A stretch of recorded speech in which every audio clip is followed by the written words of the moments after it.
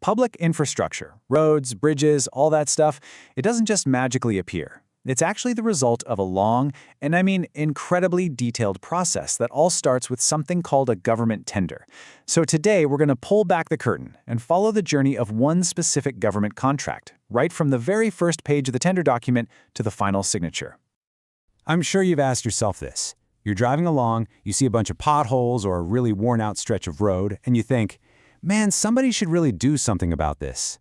Well, that somebody is very often a small business, and the story of how they actually get that job is way more complex and honestly, more fascinating than you might think.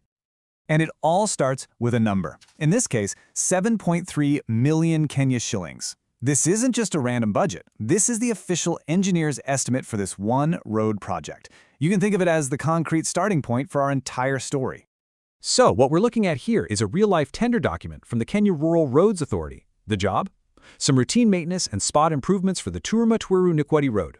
And what we're going to do is walk through the step-by-step journey of a hypothetical bidder who's trying to win this exact contract.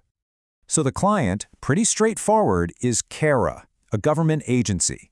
And the project isn't some brand new 6-lane superhighway. No, this is the essential bread-and-butter work of just maintaining and improving a local rural road. This is the kind of stuff that keeps communities connected. Okay, and this part is huge. Right on the cover of the document, you see this phrase. This contract is preserved for women category. Now, this is a really important government policy designed to boost economic inclusion, and it totally changes the game because it defines exactly who is even eligible to compete for this 7.3 million shilling opportunity.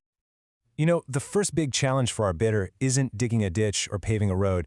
It's this, an 88-page document that is just packed with dense, legal, and procedural language. To even have a shot at winning, you have to master the rules of the game. And trust me, they are all in here.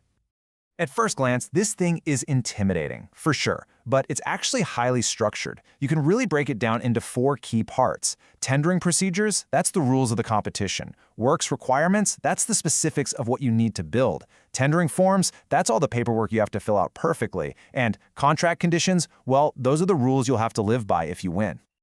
So, who can actually bid for this? The document is super clear. You have to be an eligible tenderer. And this isn't just about owning a construction company. It's about proving you're a legitimate business, that you don't have any conflicts of interest, and that you have a totally clean record. It's a really high bar, and it's set right from the beginning to make sure only serious, ethical businesses are competing for public money. And when they say the rules are strict, they are not kidding. These are non-negotiable. Everything's in English, all prices in shillings. You absolutely must go visit the site to see the road for yourself. You pay for your own bid prep, win or lose. And a couple of crucial points: no emails, this is a physical, hand-delivered submission, and, get this, every single page has to be numbered in order. Okay, so our bidder has read the rule book. Now it's time to actually build the bid. And this is a super meticulous process of gathering documents, filling out forms, and calculating every single cost. It's really less like a sales pitch and more like preparing evidence for a court case. Let's break it down into 4 main steps. First, you have to prove you're eligible. Gather up all your official paperwork. Second, you have to fill out pages and pages of forms without a single mistake.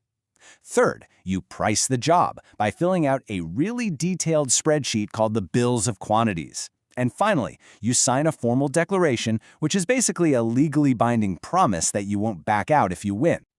Now, 2 of the most important forms are all about ethics. The Certificate of Independent Tender Determination, that's a sworn statement saying you didn't team up with your competitors to fix the price. And the self-declaration form is another promise that you won't engage in any bribery. These aren't just tick box exercises. They're legal promises designed to stop the 2 biggest threats to a fair process: collusion and corruption. And this, right here, perfectly illustrates the level of detail we're talking about. Remember that rule about numbering every single page? Well, if our bidder forgets to write page 56 on page 56, their entire multi-million shilling bid could just be tossed out. In this world, the small stuff is the big stuff. So after weeks of prep, it all comes down to one single moment: the submission. This is it, the final, high-stakes sprint where all that hard work is finally put on the line. On submission day, the clock is just ticking down. Our bidder does one last frantic check. They seal the original and the copy in separate envelopes, just like the instructions say. They drive it over to the official tender box, and it has to be in by 11 a.m. sharp. Because if you show up at 11:01, it's too late. Your tender is rejected, unopened. No excuses, no exceptions. The box is opened, the bids are collected, and now the perspective totally shifts. We're no longer with the bidder. We're going behind closed doors with the government's evaluation committee. How in the world do they sort through all these complex documents to find the one winner? Well, the very first stage is a brutal pass/fail checklist. It's called the preliminary examination. Did you submit the declaration? Yes or no? Is your certificate for the women's category valid? Yes or no? Did you attach the site visit form? Yes or no? Did you serialize every single page? Yes or no? If you get even one no here, you're out. Your bid goes straight into the rejection pile. And this is really the fundamental truth of public procurement. A flashy proposal or a fancy cover letter means absolutely nothing. This is a process of pure, cold compliance. The winner isn't the one with the best sales pitch. It's the one who followed every single rule, right down to the letter. So after all those checks, who actually wins? It's the best evaluated tender, and that has a very specific meaning. It's the bidder who passed all the checks, met every single requirement, and offered the lowest price. It's a simple formula, really.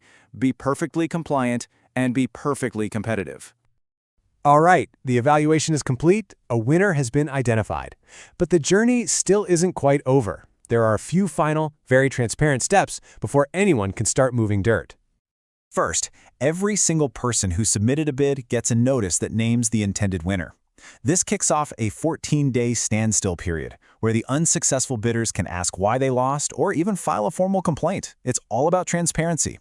If there are no challenges, then the official letter of award is sent out, and finally, the contract is signed. And so, after navigating 88 pages of rules, meeting dozens of strict requirements, and winning a tough pricing battle, our hypothetical bidder, that woman-owned enterprise, gets the job. The whole bureaucratic journey ends with a very real, very tangible result, a contract to improve a road that an entire community depends on every day. Which leaves us with a final big question, doesn't it? Is this mountain of paperwork and all these rigid rules just a barrier that makes things slow and difficult?